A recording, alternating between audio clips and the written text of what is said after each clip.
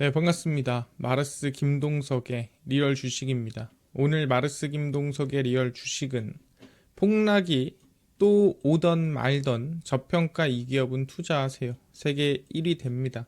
지금 미국과 한국에 돈이 몰리고 있는 산업에 투자를 해야 된다 보고 있고요. 그 기업이 아마 2026년도 주도주가 될 수 있을 것 같다 생각하니까 오늘 영상 끝까지 꼭 시청하시길 바라겠습니다.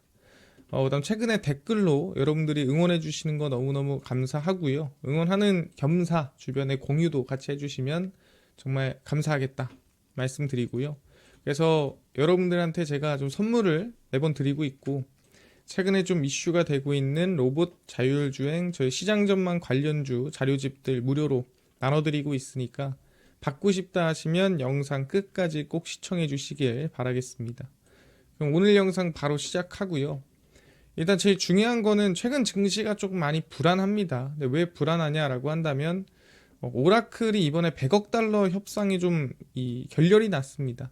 원래는 오라클이 데이터 센터를 짓는데 이 블루아울 캐피털이라고 하는 회사에서 투자를 해주기로 했죠. 근데 안 하는 게 맞는 것 같아 하면서 100억 달러가 비게 됐습니다.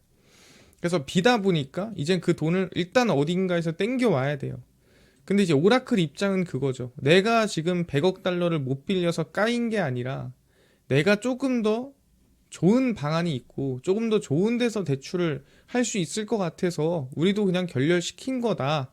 그래서 우리가 못 빌린 게 아니라 그냥 서로 그냥 종료를 한 거다. 뭐 이런 식으로 해명을 하긴 했거든요. 근데 어쨌든 간에 지금 데이터 센터를 짓는데 돈이 정말 많이 들어가는데 그 돈에 살짝 병목이 생긴 거 아니냐. 뭐 이런 걱정이 좀 되는 거죠. 오라클의 최대 데이터 센터 파트너인 블루아울 캐피털이 미시간주에 건설 예정인 데이터 센터 사업에 참여하지 않기로 했다고 보도했습니다. 블루아울은 그동안의 오라클의 대형 데이터 센터 프로젝트의 핵심적인 역할을 맡아왔고요. 텍사스 에빌린의 150억 달러, 뉴멕시코의 180억 달러에 전부 다 참여를 했는데, 야, 이번엔 참여 안 할래? 라고 하는 거죠. 지금까지 참여를 잘 하다가 이번에 안 한다고 하는 것도 상당히 좀 의아한 생각이 드는 겁니다.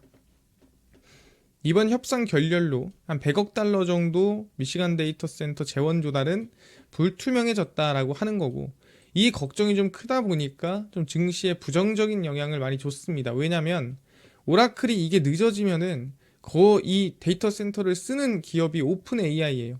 오픈 AI에 병목이 생기는 거 아니야? 라는 생각이 드는 거고, 그럼 오픈 AI부터 시작해서 여기 들어가는 엔비디아 칩부터 시작해서 전부 다 밀리기 시작하는 거 아니야? 라는 걱정이 된 거죠. 그래서 관련된 기업들이 다 흔들렸는데, 중요한 건 뭐냐면 이 블루아웃 캐피탈이 돈이 부족한 거 아니야? 뭐 이렇게 생각할 수도 있어요. 오라클이 사실 불안했다기보다는 블루아웃 캐피탈이 돈이 없어가지고 안 준 거 아니야? 라고 생각할 수도 있는데, 얘네가 뭐 하는 애들이냐. 최근에 메타가 데이터 센터를 지었죠. 근데 그 메타 데이터 센터를 지을 때 돈을 대준 애들도 블루아울 캐피탈이에요. 그래서 최근 데이터 센터에서 거의 뭐 돈을 거의 밀어넣고 있는 기업 중에 정말 탑이라고 하는 기업이 블루아울 캐피탈인데, 군데 굳이 오라클을 이번에 거부를 한 거죠. 그래서 사람들이 더 의아한 거예요. 아니 굳이 왜 오라클을 이렇게 밀었을까? 오라클이 좀 불안한가? 메타가 미국 루이지애나 주에서 추진 중인 데이터 센터 개발을 위해 약 300억 달러, 약 41조 5천억 원 규모의 자금을 조달을 했습니다. 그래서 메타는 블루아울 캐피탈과 약 300억 달러 규모의 자금 조달 계약을 체결을 했고요. 메타와 블루아울 캐피탈은 하이페리온 데이터 센터 부지 소유권을 분할하고, 메타는 전체의 약 20%만 보유를 하고요. 그 데이터 센터에 임대를 놓습니다. 그래서 실제 메타는 데이터 센터를 지어서 쓰는 게 아니라 같이 짓는데 소유권을 여기 넘어가 있고, 메타는 거기에 임대로 들어가는 거예요. 그래서 매달 임대료를 냅니다.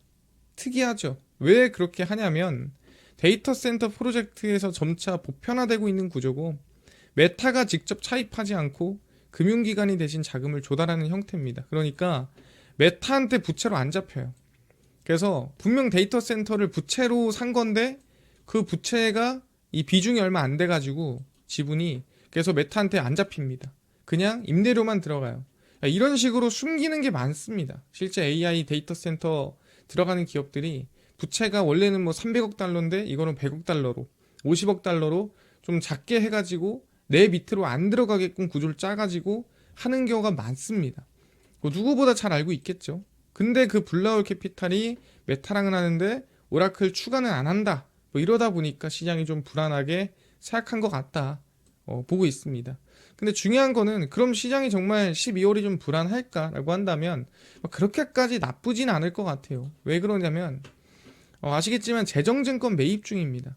그러니까 돈을 시장이 뿌리고 있어요. 돈을 연준이 채권을 매입을 해줘서 재무부가 돈을 뿌리고 있기 때문에 아마 12월은 그래도 나쁘지 않지 않을까. 그러니까 어떻게든 좀 문제가 있더라도 버텨내지 않을까라는 생각이 드는 거예요. 일단 이번에 금리 인하를 했죠. 3.75%로 금리가 내려왔고 추가적으로 지급준비금이라고 해서 은행들이 알아서 이 예금 많이 들어오면은 일부를 맡깁니다. 그게 이제 우리가 지급준비금이라고 하죠. 그럼 당연히 시장에 돈이 많으면 지급준비금이 많고 시장에 돈이 없으면 지급준비금이 없는데 현재 지급준비금이 없는 거예요. 시장에 돈이 없는 거죠. 그래서 풍부한 수준으로 만들고 싶어서 재정증권을 사들이는 지중관리 매입 RMP 정책을 발표했습니다. 그러니까 이거 간단하게 얘기하면은 유사양적 완화라고 해서 그냥 시장에 돈 풀고 싶은데 명분 잡은 거예요. 이게 뭔데요? 라고 할 것도 없어요. 그냥 돈 풀고 싶은데 명분이 없어서 그냥 이렇게 우리는 이름 붙여가지고 하자 하는 겁니다. 그래서 RMP는 12일부터 대략 400억 달러 규모로 시작이 됐고요. 60조 한 달 동안 뿌려집니다. 그래서 연준은 필요할 경우에 보통 재정증권이면은 1년 이내 채권이거든요. 3년 이내까지도 간다라고 합니다. 상당히 그래서 지금 보면은 되게 이 기준이 애매해요. 그래서 유사 양적 완화를 진행하고 있고요. 돈을 일부 뿌리고 있습니다. 시장에 돈이 풀리면서 1월 9일 이전까지는 나쁘지 않을 것 같다고 생각하고요. 왜 1월 9일이냐? 1월 9일에 다시 봐요. 뭘 보냐면 400억 달러를 할까? 아니면 좀 줄일까? 뭐 늘릴까? 이거를 1월 9일에 다시 결정을 합니다. 매달 하기 때문에. 그래서 저는 일단 1월 9일까지는 정해져 있어요. 400억 달러가 뿌려진다는 게. 근데 그때 넘어가면은 이제 바뀔 수도 있겠죠. 줄일 수도 있고 늘릴 수도 있으니까 일단 이때까지는 시장을 받쳐주는 돈이 계속 나올 것 같다. 그래서 죽을 것 같으면서도 이악 물고 어떻게든 시장을 버텨내지 않을까 생각합니다. 그럼 지금 상황에서 우리가 어떤 기업들에 관심을 둬야 될까에 대한 고민들이 생기는 거죠. 그럼 여기서 저는 결국 미국과 한국 돈이 몰리는 곳이 맞다라 생각합니다. 이게 뭔 소리냐면 지금까지 좋았는데 계속 좋아요. 이런 것도 좋겠지만 지금까지 조금 애매했는데 이제 좋아져요. 하는 애들이 오른다면 조금 더 강하고 안정적으로 업종 자체가 다 같이 회복하지 않을까 생각하는 거고요. 원래 미국은 주파수 경매를 하지 않았습니다. 이 주파수 경매라는 거는 우리가 보통 이제 통신을 하려면 이 주파수라는 게 필요하잖아요. 근데 이 주파수라는 게 3G, 4G, 5G마다 달라요. 근데 이걸 정부에서는 야 이거 쓸 사람, 그러니까 도로죠. 정확히 말하면. 통신 안에서의 도로를 경매하는 거예요. 이 도로 쓸 사람, 이 도로 빠르고 좋아. 쓸 사람 있으면 일로 와봐. 누가 얼마 주고 쓸래? 해가지고 경매를 하는 건데 원래 이제 바이든 정권에서는 안 하다가 트럼프 정권에서 다시 하기 시작했습니다.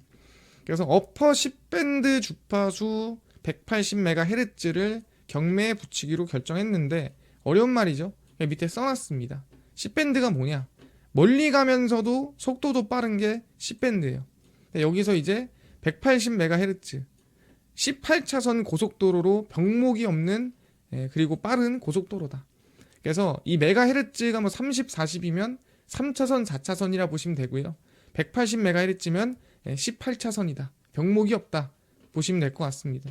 그래서 빠르고 좋은 정확히 말하면 5G에 쓸 수 있는 이 주파수 쓸 사람 경매에 붙이겠다는 거죠.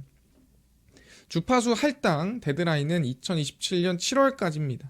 그래서 이때 이제 할당을 하는 건데 할당하는 거랑 이거를 정하는 거랑 다르죠. 중간에 경매를 해야 되니까. 그래서 사업자 의견 수렴 기간이 60일이란 점을 감안하면 한 2026년 2월에서 5월 중에는 아마 어느 정도 결론 나지 않을까 생각을 하고 있습니다. 그럼 당연히 여기 막 빠져들겠죠. 야, 내가 할래 빠져들 거고 빠져들게 되면 어떻게 되냐.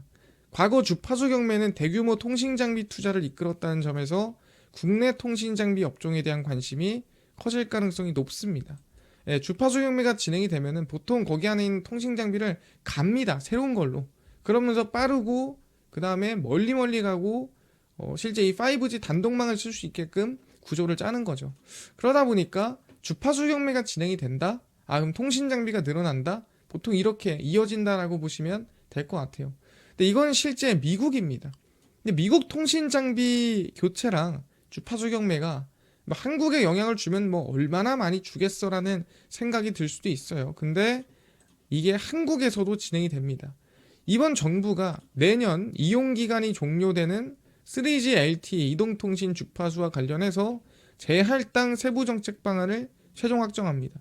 그러니까 원래 이 주파수를 할당해놨는데 계약이 끝나서 너네 재할당 해줄게. 이걸 따로 경매 올리지 않고 너네 가지고 있던 거 다시 돈 내면 해줄게. 그리고 이거 원하면 너네 5G로 바꿔서 써도 돼. 이런 식으로 이제 얘기를 한 거죠. 그 대신에 너네가 약속할 게 있어. 뭘 약속하냐? LTE망을 거치지 않는 5G 단독 모드 도입을 내년에 의무화해라. 우리가 지금 스마트폰을 쓰잖아요. 대부분의 5G 폰은 우리가 뭐 엘리베이터를 타거나 또는 건물 안에 좀 들어가면은 5G가 좀 흔들려요. 그럼 뭘로 바뀌냐면은 4G로 바뀌어요. 여러분들 휴대폰 보시면은 위에 좀 바뀌어 있을 거예요. 5G였는데 분명히 갑자기 LTE로 바뀌어 있다라든가 4G로 바뀌어 있을 겁니다.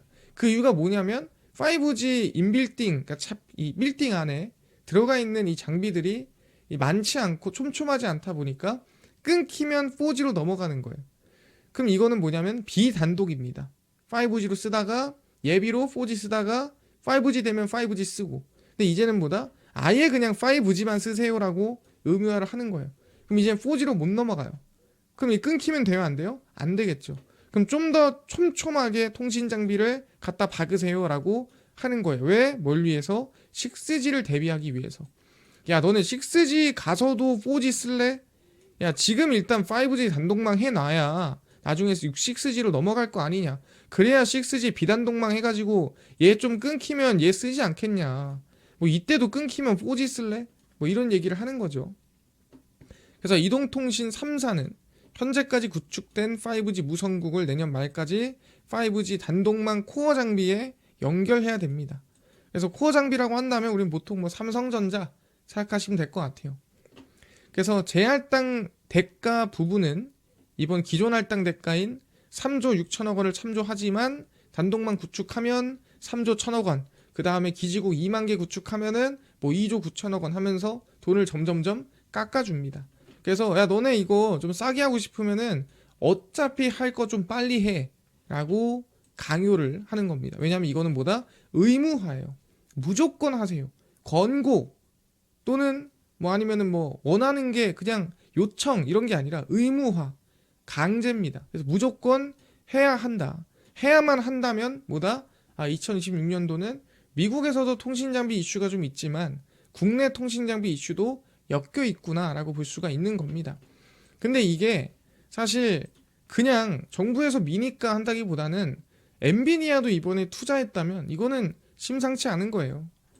우리가 엔비디아가 노키아에 투자한 거로 확인했죠. 6G를 위해서 난 노키아에 지분 투자하겠다. 그래서 6G 통신망 건설에 나설 계획을 밝혔고요. 약 10억 달러, 뭐 10억 달러라고 한다면은 대략 뭐 1조 5천억 정도라고 생각하시면 될 것 같고요. 그래서 지분 2.9%를 확보했습니다. 그래서 핀란드의 대표 통신 장비 회사 노키아의 6G 기지국에 엔비디아 칩을 탑재해서 전력 효율성이라든가 뭐 누가 봐도 훨씬 더 나은 방향으로 내가 좀 도와줄게, 내가 할 수 있을 것 같은데 라고 생각하는 거죠. 그래서 노키아 6G 기지국엔 엔비디아가 개발한 무선통신 AI 칩 아크가 탑재될 예정이고요. 통신망은 모든 산업의 척추나 다름이 없다. 뭐 당연한 얘기죠, 이거는. 6G 통신망을 발전시켜 미국의 6G 통신의 중심이 되도록 할 것이다. 근데 6G는 여러분 멀었어요. 2030년쯤입니다. 그러니까 지금부터 준비를 해야 한 5년 뒤에 상용화할 수 있지 않겠어라고 하는 거고요. 지금 일단은 5G 단독망이 중요하다. 근데 엔비디아도 지금 이렇게까지 자기 돈 넣어가지고 지분 투자하고 있는 거 보면은 이 통신 장비의 큰 물줄기가 좀 시작이 된 것 같다라고 우린 볼 수 있을 것 같아요. 그럼 거기서 이제 좀 직접적으로 수혜를 볼 만한 기업을 찾아봐야 되지 않겠느냐 얘기를 하는 거고, 그 기업 중에 저는 이제 보고 있는 게 RFHIC를 보고 있습니다. 얘네가 좀 눈에 띄게 올해 실적이 크게 전환하는 걸 확인할 수가 있습니다. 왜 전환하겠어요? 이제 통신 장비에 대한 사이클이 2019년에 돌았다가 6년이 지나서 다시 6, 7년 만에 사이클이 돌 때가 된 것 같다. 이제 4G의 도움 없이 오로지 5G 신호만으로 통신을 해야 됩니다. 2026년도는. 그러면 5G 전파는 빠르지만 멀리 못 가고 좁아요, 폭이. 그래서 4G가 항상 대체를 했던 거거든요. 근데 이제는 대체를 못 한다는 거예요. 그러면 통신사들은 끊김없는 통화를 위해 기지국을 지금보다 훨씬 촘촘하게 더 많이 세워야 되고 증폭기는 무조건 있어야 됩니다. 그래서 삼성전자가 만드는 거대한 통신 장비의 심장 역할을 RFHIC가 하는 거예요. 신호를 쏘아보내는 증폭기 역할을 하는 거고, 그 증폭기 중에서도 이 갈륨 관련해가지고 이제 열이 좀 덜 나고 조금 더 강력한 이 소재를 쓴다라고 보시면 될 것 같아요. 그래서 우리가 보통 전력 반도체라고 한다면 GaN이 들어가고, 그렇죠. 열이 덜 나고 그다음 좀 더 효율적인 것들을. 그래서 RFHIC를 보고 있는 상태고, 실적을 보시면은 지금까지 좀 지지부진했어요. 애매하게 흘러갔는데 올해 갑자기 좀 실적에 대한 전망치가 좀 크게 올라온 걸 볼 수가 있죠. 1분기, 2분기, 3분기 합쳐가지고 딱 봐도 한 200억 가까이 났습니다. 영업이익이. 갑자기 15억, 3억씩 내다가. 이건 분명 뭔가 돈 거거든요. 근데 2026년도에 뭔가 좀 더 기대감 있을 만한 이슈가 많고 의무화가 있다.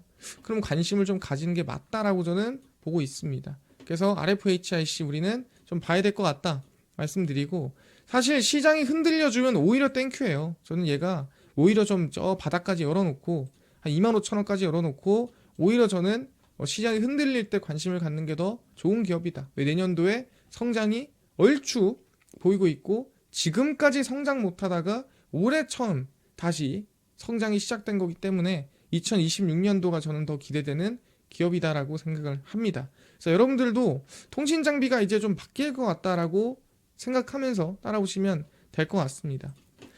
이해됐고요. 제가 요즘에 이 유튜브에 대한 고민이 많아서 제가 초반에 좀 최근에 이슈됐던 거, 그 다음에 가장 최근에 시장에 좀 영향을 많이 줬던 거 좀 이슈 정리를 좀 하고, 그 이슈 정리에 따라서 그 다음에 이제 관련 기업이나 아니면은 우리가 관심 가져야 되는 기업이나 이런 것들 정리를 해드리려고 합니다. 그래서 첫 번째는 이슈, 시장 정리 한번 하고, 그 다음 두 번째 관심 기업 정리를 가는 방향으로 하려고 하는데, 뭐 괜찮다 하시면 여러분 꼭 댓글로 괜찮다고 댓글 달아주시고요.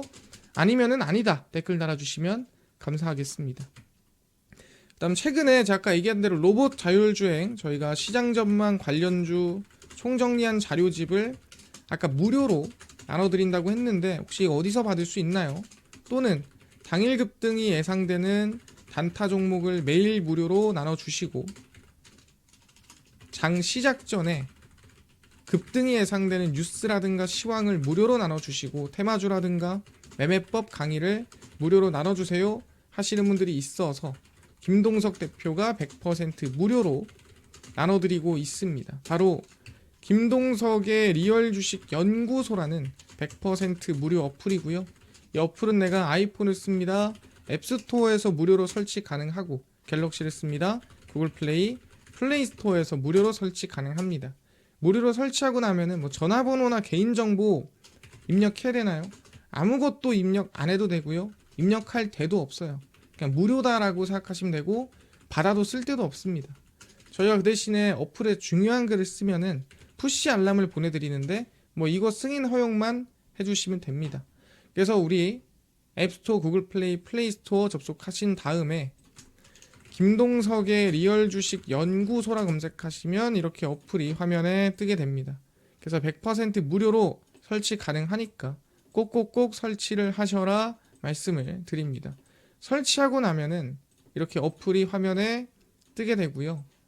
당일 리얼 추천주가 당일 급등 예상 종목, 급비 분석이 장 시작 전 시황, 급비 자료가 테마주라든가 매매법 무료로 나눠드리고요. 아까 얘기했던 로봇 자율주행 시장 전망 관련주는 저희 리얼 추천주 누르시고 들어가시면은 저희가 트럼프 정책 독점 수혜 리포트 해가지고 무료로 올려놨습니다. 그래서 이거 누르고 들어가시면은 맨 밑에 저희 하반기 로봇 자율주행 AI 소프트웨어 반도체 테슬라 전부 다 무료로 나눠드리니까 꼭꼭꼭 집중해 주시고 따라와 주시고요. 그 다음에 저희가 이 리얼 추천주에서는 12월 18일, 17일, 16일, 15일 추천주도 매일매일 무료로 나눠드리고 있습니다. 급비 분석은 장 시작 전 시황이고요. 해외 증시부터 국내 이슈까지 장전에 저희가 매일 무료로 나눠드리고 급비 자료는 당일 있었던 이슈나 관련주 장마감하고 매일 정리를 해드리고 있습니다. 그래서 김동석의 리얼 주식 연구소 저희가 100% 무료로 운영하는 어플이니까 종목, 시황, 테마주 강의 다 얻어가 주시고요. 뿐만 아니라 여러분들의 좀 관심과 사랑으로 조금 더 성장하려고 유튜브 조금씩 바꾸고 있습니다. 그래서 댓글로 많은 의견 남겨주시고요. 유튜브 구독 꼭 부탁드리면서 오늘 영상 여기서 마치고 다음번에 더 좋은 영상으로 찾아뵙도록 하겠습니다. 감사합니다.